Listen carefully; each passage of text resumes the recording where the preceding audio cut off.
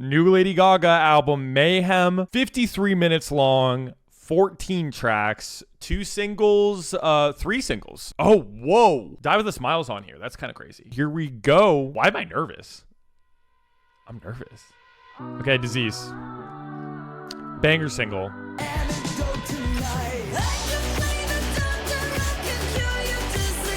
53 minutes is fine. I think the sweet spot for an album length should be 40 to 60. It does have those modern like production dance flares that something like Chromatica had, but for the most part, these 2 singles sounded like they could have come out a while ago. In a good way. Obsessed with this post-chorus. The detail in the production is so impressive. Like, the feeling is classic rock, but it's dance music. You know what I mean? It's dance pop music. It's pop, but it has like a classic rock flair to it. Maybe it's the theatrics or the vocal performances. It could be the lyrics too. Hardest pop song of this year so far. I like how kind of menacing the lyrics are on this one.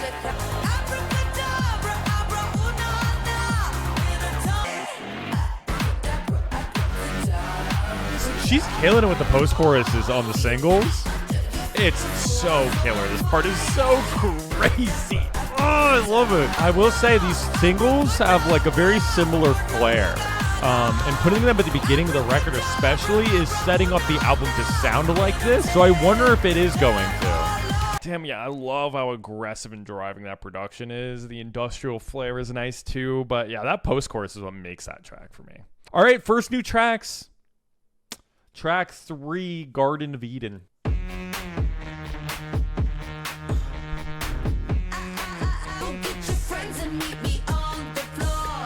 Whoa.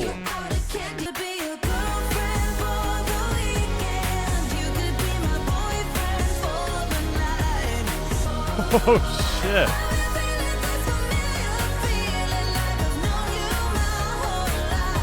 I like how there's more than one melodic line in the chorus. That's cool. More post-chorus.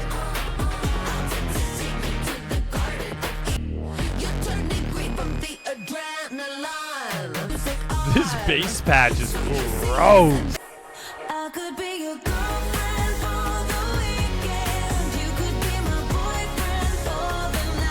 We're back. Oh, we're back. Oh, we're back.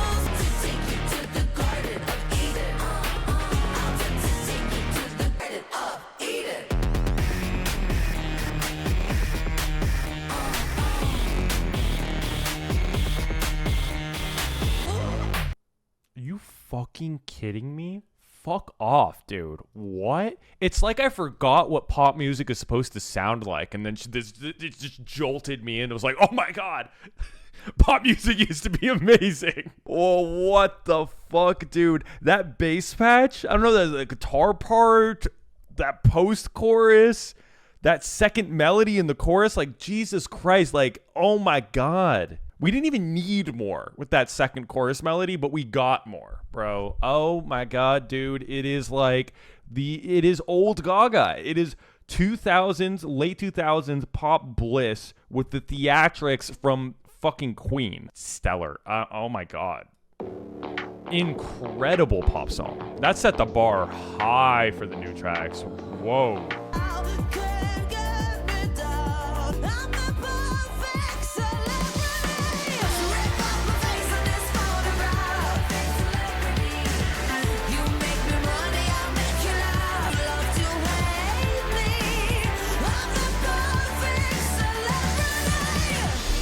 Fucking talk that talk, Gaga. Let him know.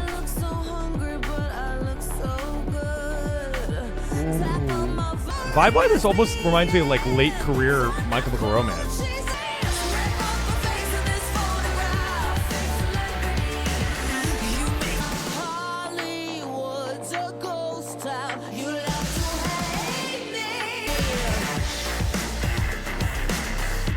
This reminds me of something and I just can't place it.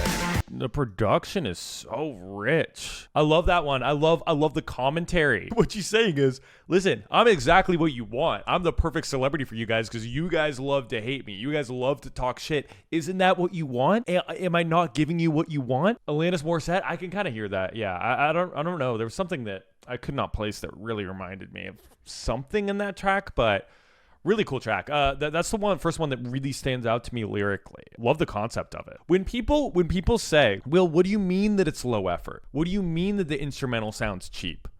If you want a perfect example of the opposite, something to compare it to of the other end of that spectrum, the opposite of low effort, the opposite of a cheap instrumental in pop music, it's this album so far. Vanish Into You.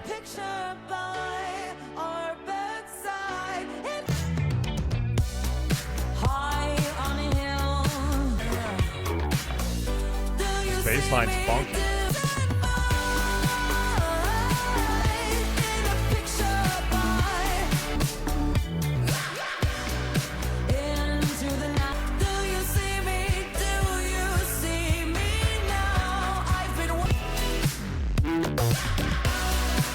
That was sick. That was a sick little flip, which is fine. But the other 4 tracks have had an edge to it. This one is pretty smooth in comparison. I just felt like there was a little bit less heat and there was just a little bit less to latch on to this one, instrumentally and lyrically and melodically. This so far is my least favorite in every aspect. I don't think it's bad, but it's the least interesting track to me. Decent? Yeah, no, it's fine. Just compared to like the last couple tracks, a little bit of a step down, but nothing crazy. Okay, Killah. Okay. Oh. The Gustavo Sneak feature is crazy. Oh, the guitar. Yeah, heavy on the Prince inspirations for sure. I was gonna say Janelle Monáe, but also Janelle Monáe does kind of do a Prince thing, you know?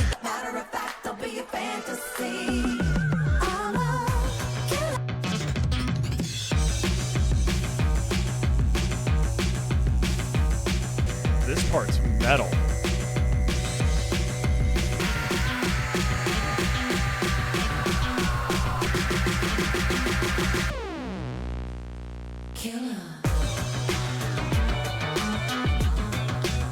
That made the track for me. That section was cool. Sick. I mean, that is the most like Prince 80s pop thing of all time. But also, I don't think that necessarily inherently makes it bad. I mean, that section at the end especially, I think brought something interesting to the table and made it feel less regressive if that's something that people are feeling. I didn't really feel that way. Because then again, like St. Vincent and Janelle Monáe and like a couple of other artists that we named on here, a lot of people have done a Prince thing. And I think this is an okay version of it. Really, the last half of the track made it for me, though. The rest, I was just like, okay, I get it. It's Prince. Zombie Boy.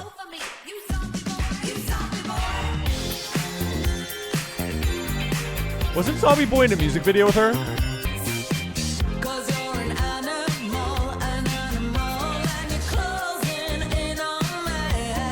Okay. I love the Monster Mash voice. Ain't no holler back girl, ain't no holler back girl. It's funky.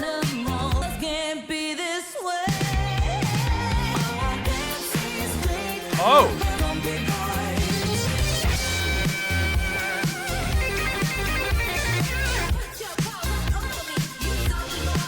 Holy. Bro, what the fuck? Oh, there's a James Pomeroy credit on here? That's sick. These lyrics are so fun. Bro, what a groove on that one. Dude, this one is so Halloween-y. We got a fucking Thriller thing going on over here. Cool. Those lyrics are so fun. Those lyrics are so fun. I love, this is something that another person could try to write and it would come across really corny, but goddamn, I love that chorus. I can't see straight, my hands are tied. I could be your type from your zombie bite. Dude, the lyrics are so fun on that one. And that groove is killer. Also, that little guitar solo that comes in and then cuts off. That's what I'm talking about when it comes to attention to detail and like slaving over these instrumentals. Like, you can tell how much time has been put into these. Those are some of my favorite lyrics so far. They're so simple, but it was so cheeky, so fun. A Halloween banger indeed.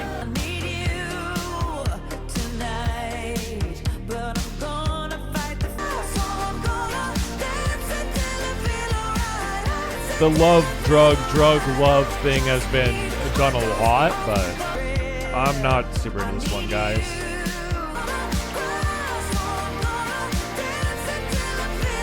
Oh yeah, it must be a reference towards Love Game, because Love Game doesn't have a space in between it either, right? I mean, what is this doing better than any other song we've heard so far, right?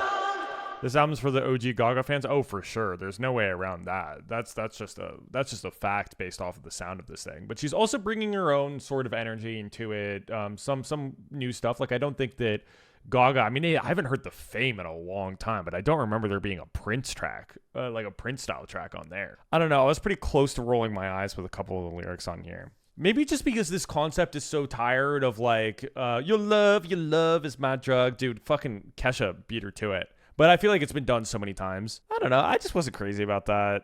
I don't think it does anything better than in any aspect than any of the other tracks on the album. So it's fine. It's fine. Safe. Yeah, safe's a good word for it. The good was me. How bad do you want me?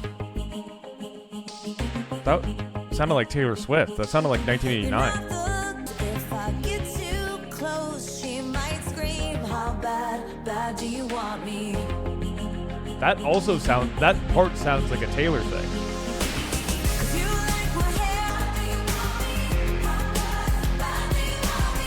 This is a 1989 Taylor Swift song.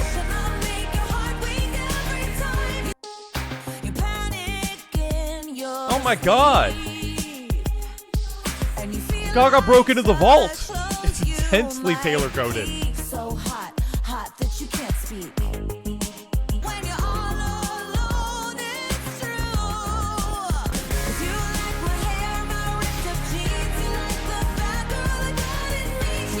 I love you, Gaga. You can't say it. You can't use the word bad girl in your lyrics. I would argue somebody in their 20s shouldn't be saying the word bad girl anymore. That's why it's Taylor coded. It sounds like Taylor Swift down to the immature lyrics. How bad do you want me for real? Don't mistake me, okay? It sounds like 1989. I like 1989. I like this song. Like, this is safe in the same way that the last track was, but better.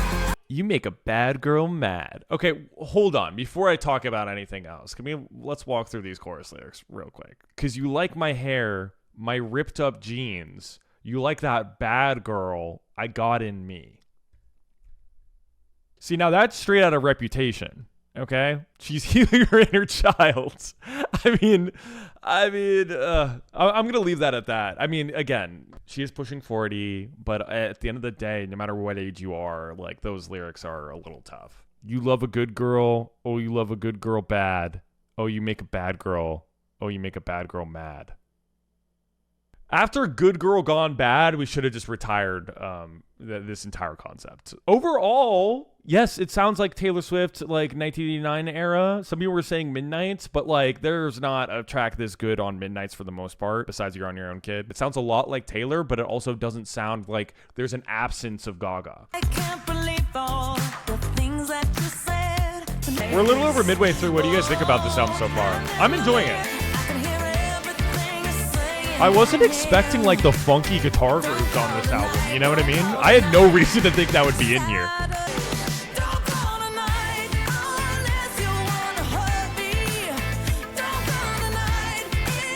It's hard for me to hear a song where the chorus starts with "Don't Call" that I don't think of Alejandro immediately.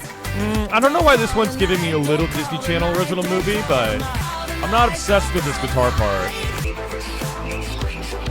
A vocoder. So Daft Punk, yeah. I'm whatever on this one, Chad. I'm not gonna lie. I just not.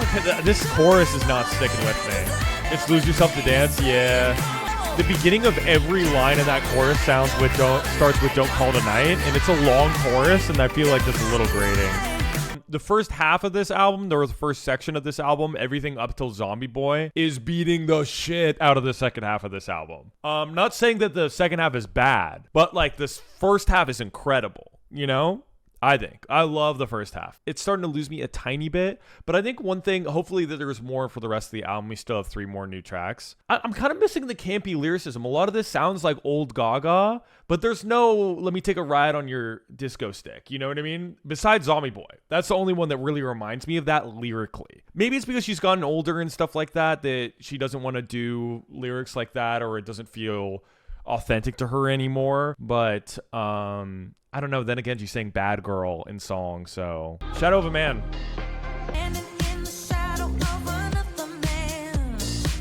Michael Jackson.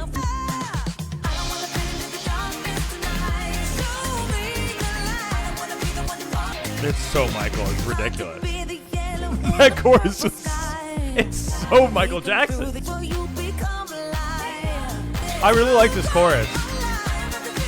It's a hypnotic chorus. I love how tight that rhythm is. Love a quick rhythmic chorus like that.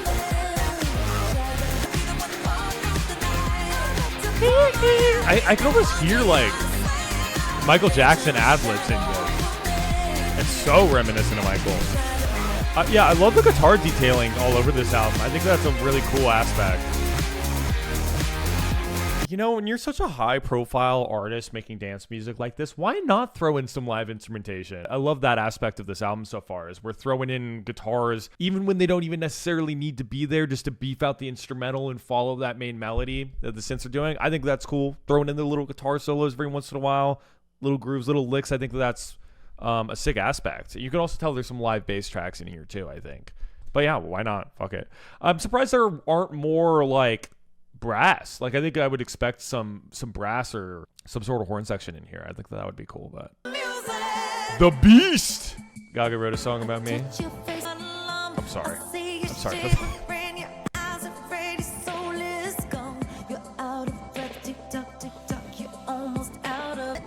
sorry, guys.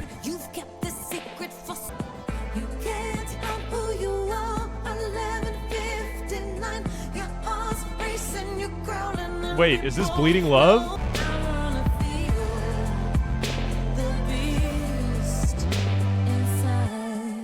Is anyone grossed out by these lyrics at all? Wow, there's no impact of this chorus for some reason. Did this take me too long to put together, or is she fucking the big bad wolf? Or a werewolf of some kind? You got your hands on Little Red. TikTok. You're out of time. Oh, yeah. You can't hide who you are. 11:59. I don't know. He's got his hands on Little Red. That's what she said on the interview. So I'm not wrong.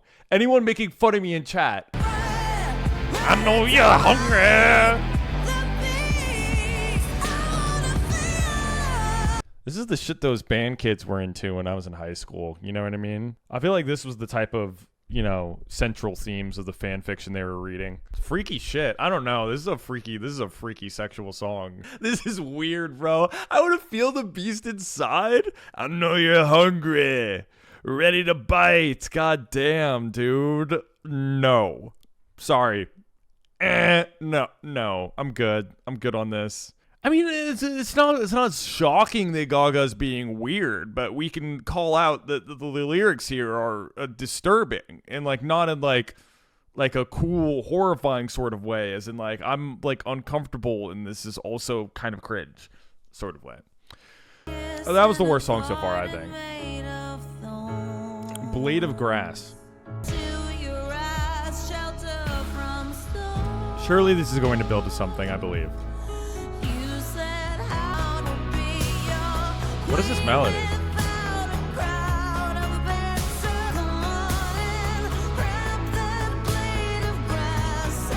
Dude, I can hear White Mercedes too, but I was thinking of APT. Don't you want me like I want you, baby? Ba, ba, ba, na, ba, na, ba, ba, ba. Dude, wait, it also kind of sounds like Night Changes. Wait, this melody's just really, really calming. Like, I'm thinking of so many different songs. I could see that key change coming from a mile away.